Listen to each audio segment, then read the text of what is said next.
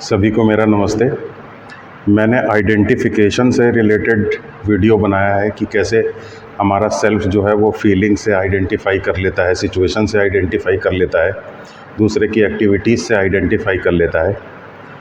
तो उन वीडियोस से रिलेटेड बहुत सारे प्रश्न सीकर्स ने पूछे हैं। आज मैं एक दूसरे पर्सपेक्टिव में हमारा सेल्फ किस तरीके से फीलिंग्स इत्यादि से आइडेंटिफाई करता है उसके बारे में बात करूँगा।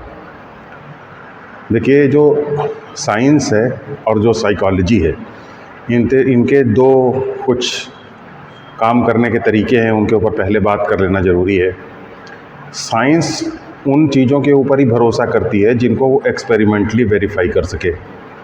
और चूँकि जो हमारा सेल्फ है और हमारी जो फीलिंग्स हैं, हमारी जो सिचुएशंस हैं, हमारा बॉडी माइंड है, उनको सेल्फ से सेपरेट करके चूँकि नहीं देखा जा सकता है, इसलिए साइंस जो है वो सेल्फ में और बॉडी माइंड के बीच में, यानी हमारे बेसिक सेल्फ में और हमारे बॉडी माइंड के बीच में जो डिफरेंस है उसको एडमिट नहीं करती। और चूँकि साइंस जो है हमारे सेल्फ और बॉडी माइंड और फीलिंग्स के बीच के डिफरेंस को एडमिट नहीं करती है, इसलिए चूँकि साइकोलॉजी भी एक साइंस है, इसलिए साइकोलॉजी भी इसको एडमिट नहीं करती। तो साइकोलॉजी आइडेंटिफिकेशन को नहीं मानती है। बेसिक इसका जो प्रीमाइस है वो ये है कि आइडेंटिफिकेशन को नहीं मानती। अब चूँकि आइडेंटिफिकेशन को नहीं मानती है, इसलिए साइकोलॉजी का बेसिक एम्फेसिस इसी बात पर रहता है कि दूसरा व्यक्ति हमारे दुख का कारण है, तो वो दूसरे व्यक्ति की कमी को स्टडी करती है। इसीलिए आप देखेंगे कि बड़े बड़े साइकोलॉजिस्ट हैं, वो दूसरे को इतनी बारीकी से ऑब्जर्व करते हैं, लेकिन अपने अंदर उनके ज़रा सी भी इनर स्ट्रेंथ नहीं है, थोड़ी सी भी जेलसी की समस्या को मैनेज नहीं कर पाते। तो ये डिस्क्रिपेंसी हमें साइंस में देखने को मिलती है। लेकिन हम लोग, हमारे जो वेदांतिक, जो हमारा लिटरेचर है, वेदांतिक फ़िलॉसफी जो है, उसमें हम उसकी एक ब्रांच है, उसे हम कहते हैं एपिस्टीमियोलॉजी। एपिस्टीमियोलॉजी में हम लोग ये पढ़ते हैं कि नॉलेज कैसे पॉसिबल होती है। तो नॉलेज के बहुत सारे मीन्स हमें बताए गए हैं। उनमें से एक मीन्स है इन्फरेंस, यानी कि नॉलेज का हम क्या मीन्स ऑफ नॉलेज है। तो इन्फरेंस भी एक मीन्स ऑफ नॉलेज है। जैसे मैं आपको छोटा सा उदाहरण दूँ। जैसे मान लीजिए कि कोई शीशा है, वो शीशा जो है वो ग्रीन लाइट में रखा हुआ है। तो अगर वो ग्रीन लाइट में रखा हुआ है तो वो शीशा ग्रीन हो जाएगा, कलरलेस नहीं दिखेगा बल्कि ग्रीन हो जाएगा। तो हम ये कैसे पता लगाएं कि शीशे का रंग कलरलेस है? तो क्या हम ग्रीन लाइट को फोड़ दें, फोड़ के हटा दें? क्योंकि जब हम फोड़ के हटा देंगे तो फिर इससे हमें पता चल जाएगा कि शीशा कलरलेस है। ये साइंस का तरीका है। लेकिन इन्फरेंशियली अगर हम इस बात को समझने की कोशिश करें तो हमें लाइट को फोड़ने या तोड़ने की ज़रूरत नहीं है। हम बिना लाइट को तोड़े हुए भी अंदर से ये जानते रहते हैं, कॉग्निटिवली समझते रहते हैं कि शीशे का रंग कलरलेस है, भले ही वो इस वक्त हरा दिख रहा हो। अंदर से हम कॉग्निटिवली इसको जानते रहते हैं और शीशे को कलरफुल रहने देते हैं। तो जो वेदांतिक फ़िलॉसफी है, हमारे जो शास्त्र हैं, वो किसी चीज़ को डिस्टर्ब नहीं करते हैं एक्सपेरिमेंट करने के लिए, बल्कि लॉजिकली, इन्फरेंशियली ये समझ लेते हैं कि उसका नेचर क्या है। तो इस प्रकार हमें कोई अपने बॉडी माइंड को तोड़ फोड़ के अलग नहीं करना है। सेल्फ को कॉग्निटिवली अंदर से ही समझते रहना है कि हम बॉडी माइंड से अलग हैं, फीलिंग से अलग हैं। तो ये हमारी बेसिक स्ट्रेटजी है। तो साइकोलॉजिकल जो टेक्निक्स हैं उनसे हम ऊपर उठ जाते हैं जब हम अपने आप को डिसआइडेंटिफाई करते हैं, ना कि दूसरे के अंदर कमी निकालें। तो ये हमारी शिफ्ट हो जाती है, साइकोलॉजिकल अंडरस्टैंडिंग से हम स्पिरिचुअल अंडरस्टैंडिंग की तरफ मूव कर जाते हैं। तो ये बहुत इंपॉर्टेंट स्टेप है। हमारा शास्त्र इसी बात को कई तरीक़ों से कहता है, जिसमें पहला तरीका है डिसआइडेंटिफिकेशन को समझने का, वो कहलाता है आत्म अनात्म विवेक। तो ये आत्म अनात्म विवेक क्या है? आत्म का मतलब है सेल्फ और अनात्म का मतलब है नॉट सेल्फ। तो जो चीज़ हम देख नहीं सकते, मतलब जिन जिन चीज़ों को हम देख सकते हैं वो सब चीज़ें हमसे अलग हैं।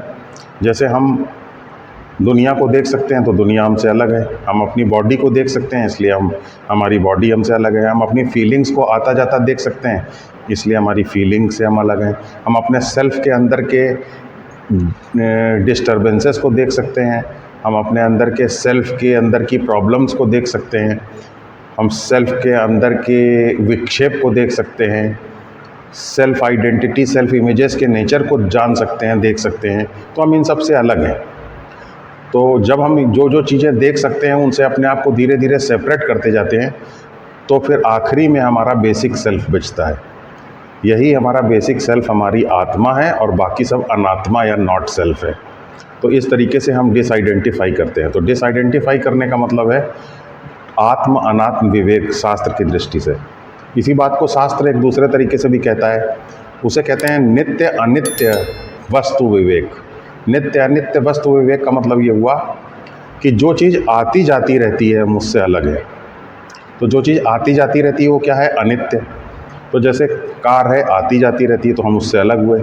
दुनिया है वो आती जाती रहती है, उसका एक पहलू अभी है, फिर वो चला जाता है, दूसरा पहलू आ जाता है, तो आता जाता रहता है इसलिए हम अलग हैं। शरीर भी आता जाता रहता है। पिछले जन्म में हम कुछ और थे, इस जन्म में हम कुछ और थे, बचपन में हम कुछ और थे, जवानी में हम और कुछ और थे, बुढ़ापे में हम कुछ और थे, तो वो भी बदलता रहता है। तो इसलिए हम शरीर से भी अलग हैं।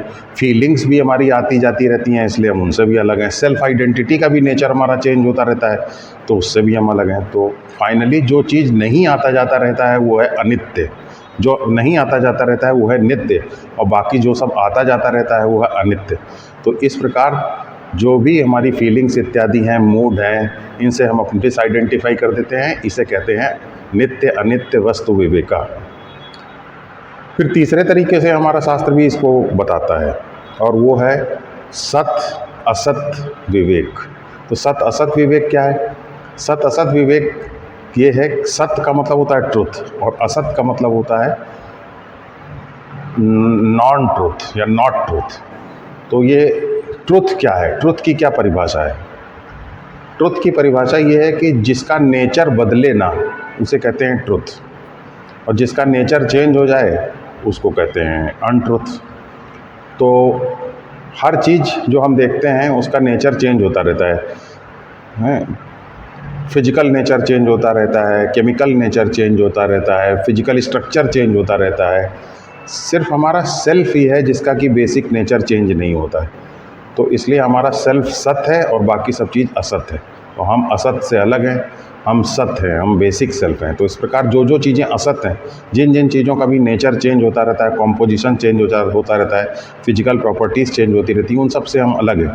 तो इस प्रकार हम सत्य और असत से अपने आप को, सत्य से असत को अलग कर देते हैं और इस प्रकार असत से डिसआइडेंटिफाई करते हैं। फिर एक और चीज़ है जिससे जो कि हमारे शास्त्रों में बताई गई है और जो बहुत महत्वपूर्ण है, उसे कहते हैं अवस्था त्रय विवेका।